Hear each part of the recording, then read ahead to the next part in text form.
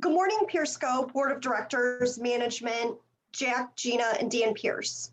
We thank you for taking the time to meet with us about Project Broadband, and we feel very honored that you shared this confidential information with us today, allowing us to analyze your acquisition offer.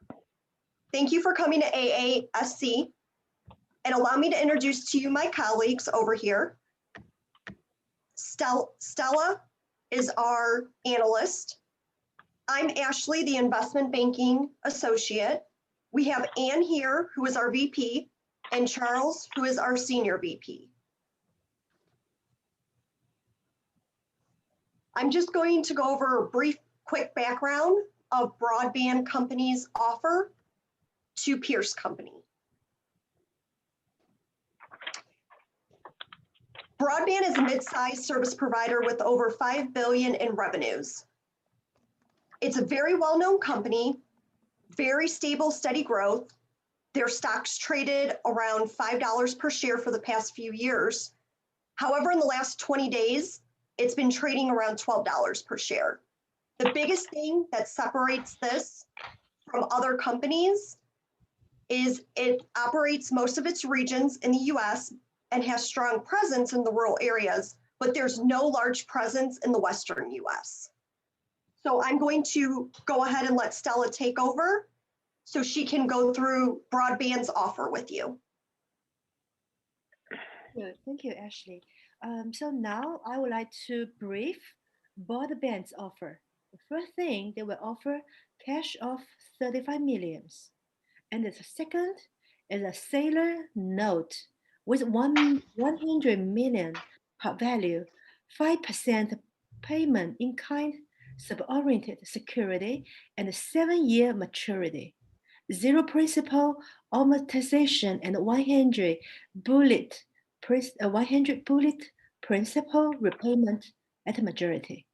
And the last thing, they also offer 2.5 million shares, which is trading $12 per share, total equals 35 million.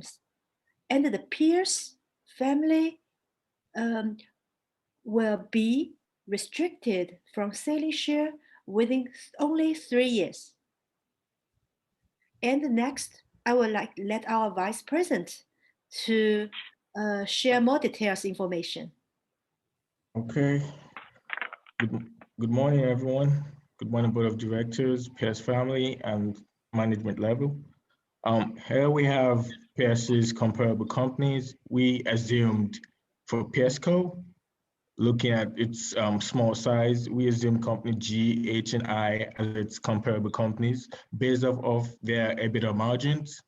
And the reason why we use the EBITDA margins as a comparable benchmark, it was as a result of their I efficiency and I level of profitability, due to the fact that we noticed some of these companies actually had higher levels of revenue as compared to Pierce's, but we wanted to know how better they operated at efficiently and effectively. So using the EBITDA margin was the right way to go with this.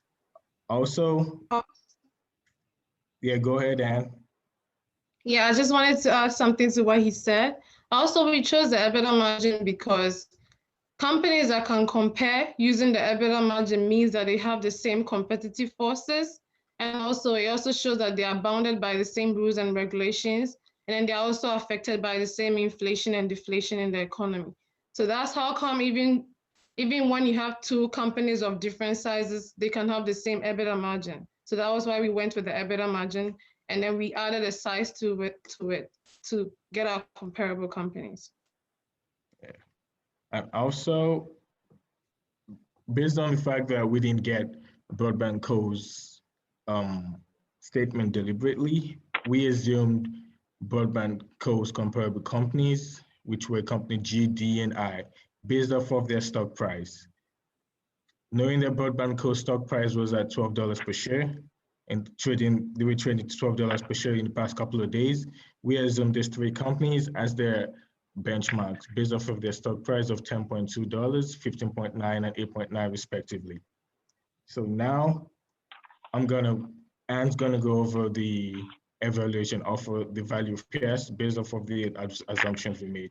Oh, but before that, we made assumptions based off of their WACC, which I'm going to share to you right now. There we go.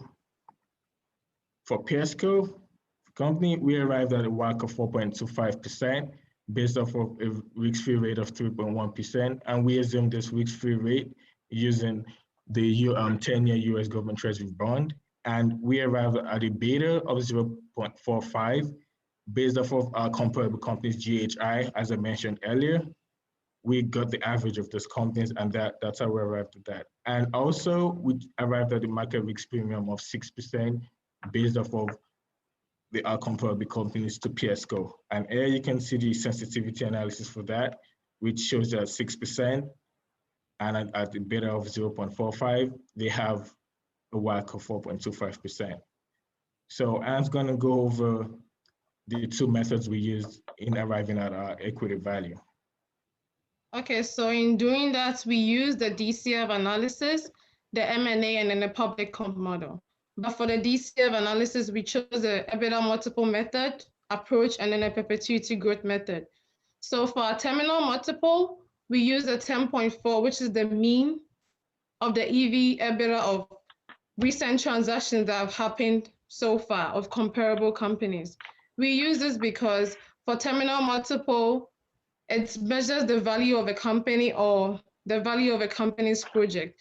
And since those transactions were transactions of comparable companies, we assumed we could use the mean of those recent transactions, which was 10.4.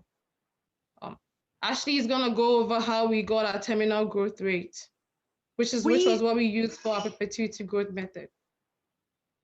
We assumed our terminal growth rate based off of inflation. Typically, it ranges 2 to 5%. We assumed inflation right now at 2%. And so for our M&A model, one of the assumptions we made was that, Charles, if you could go to the M&A model for me. Oh yeah, just a second. On the Excel sheet. Yes, I know. Okay, here we go. We had to arrive at the offer price per share using an offer price premium because we noticed that you guys shared your confidential information that other companies have been getting offer price premium on the transactions they've been making.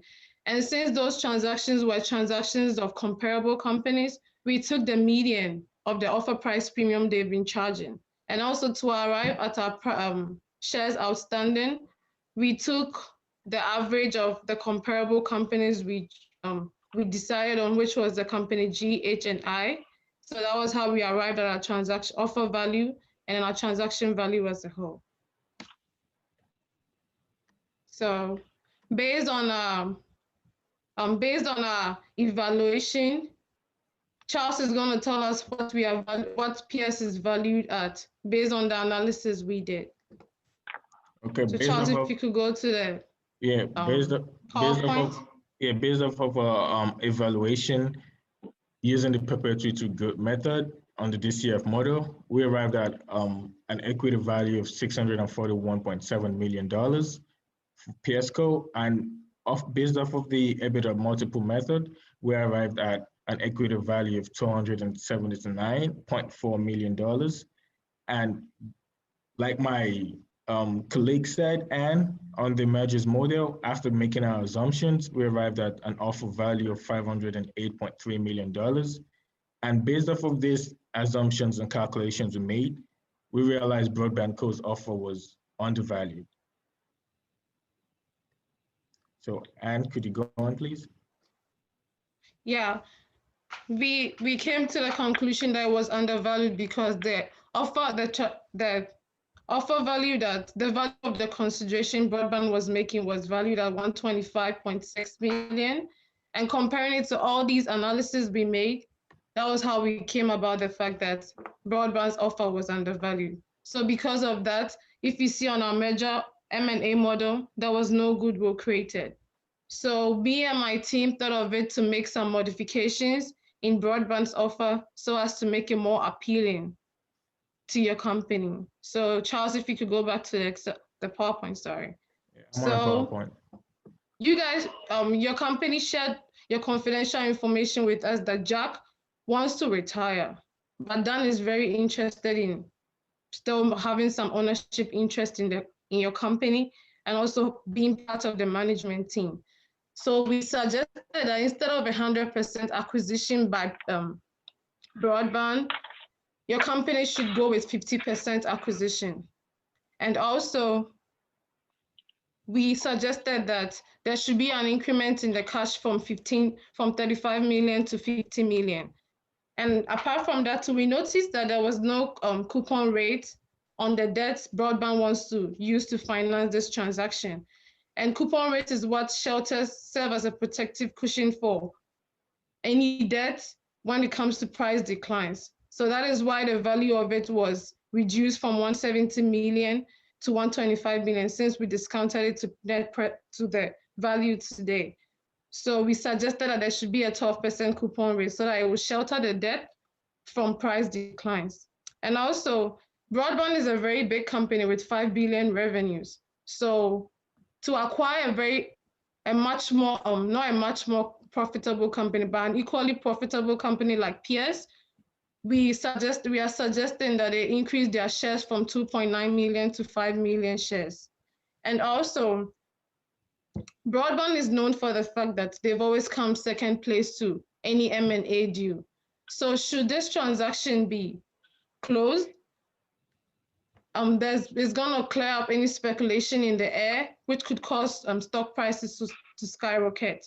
So we believe that there should be no restrictions on when PS owners your family can actually sell the shares issued by broadband.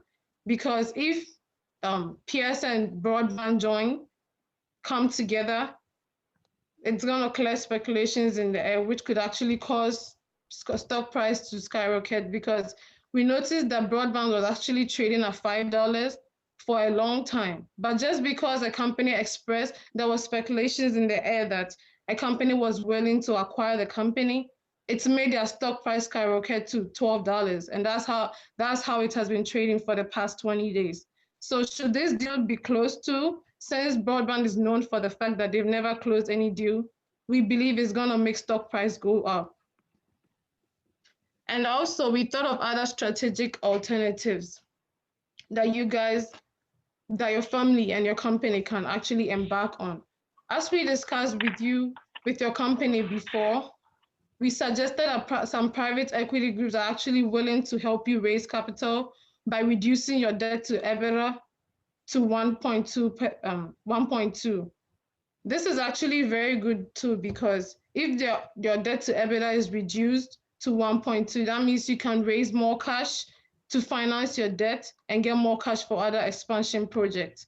And also, since Jack wants to retire, even if PS decides to go with this approach and then raise capital from private equity groups, Jack can still retire and hire an experienced CEO to guide Dan in the company's management, because he already has a plus, which is him getting a degree. So he just needs something like a mentorship in managing the company. Yeah. So these were the other strategic moves we thought of. But me and my team finally decided that since broadband is very dependent on their revenue, they are deemed very profitable, and that the only thing they need is a larger presence. And since we also know that for a small size company like PS, you're also doing very well on your own, we think that these two companies coming together would be very profitable, not just for broadband and not just for PS, but for both of you as a whole. So we believe if you adhere to these modifications that we made, the deal will actually be a very, very good thing for both companies. Also, just to chip in on what Anne said, we realized that once we calculated on a mergers model, our combined pro forma EPS actually increased, which shows that we had a higher EPS after the M&A mergers acquisition took place. So just contributing to what she said, it's going to add more value and more profitability and more higher performance to PSCo itself, as well as broadband. So Ashley? So at this point, you've probably been interviewing multiple investment banks. So you're probably thinking, what differentiates you? Why should we hire AASC over an investment bank? Couple different reasons. Our close ratio is 95%. We are very popular in all industries when it comes to mergers and acquisitions, from healthcare to technology to finance. We've done it all. You've probably seen some of the frenzies of SAP buying Qualtrics or IBM acquiring Red Hat. Those were things that we helped with. Our company's been established over 30 years in the investment banking culture. I'm strongly confident in our team and what we presented to you here today. But the biggest thing that's going to differentiate us between the other investment banks that you're interviewing is going to be the advisory fee. Yeah. And in our analysis for our M&A model, we use 0.70% for an offer value of 508. But the good thing about us is that even when we reduce the transaction value, because we believe your company is gonna take our modifications that we advised, but we know that when a transaction's value, an offer value goes down, the advisory fee is supposed to go up. It kind of goes in the opposite way. So when an offer value is high, the advisory fee is low. But even when you adhere to modifications that we made, we are still going to keep our advisory fee at 0.70%. So we are not going to increase it even when you make the modifications in broadband's offer, which really sets us apart from other investment banks. So in conclusion, AASC believes, based off the information that we provided to you today, that by choosing us, not only are we going to give you the best advice, but we're going to keep your costs relatively low compared to other competitors. We thank you for your time today, and we look forward to hearing from you.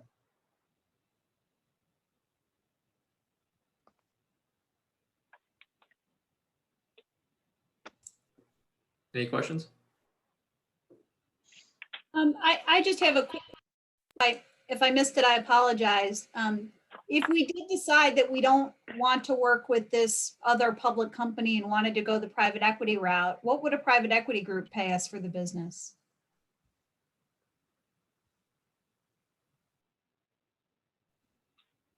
Could you say that again? We didn't quite get that. Sure. My question for you, you mentioned earlier that another alternative is for us to consider selling to a private equity group, but that may not be quite as attractive as Broadband Co. What might we get if we decide to sell to a private equity firm? The advantage you're going to get when it comes to selling to a private equity group is they are proposing to reduce your net debt to EBITDA to 1.2, which we calculated. And it was at 2 point something before. So if they reduce it to 1.2, that means you're going to get more cash at hand to finance your debt and also have more for expansion projects. And also, you're going to get your average cost of capital is going to increase to 13% if you do go with the private equity groups too. Thank you. Yep.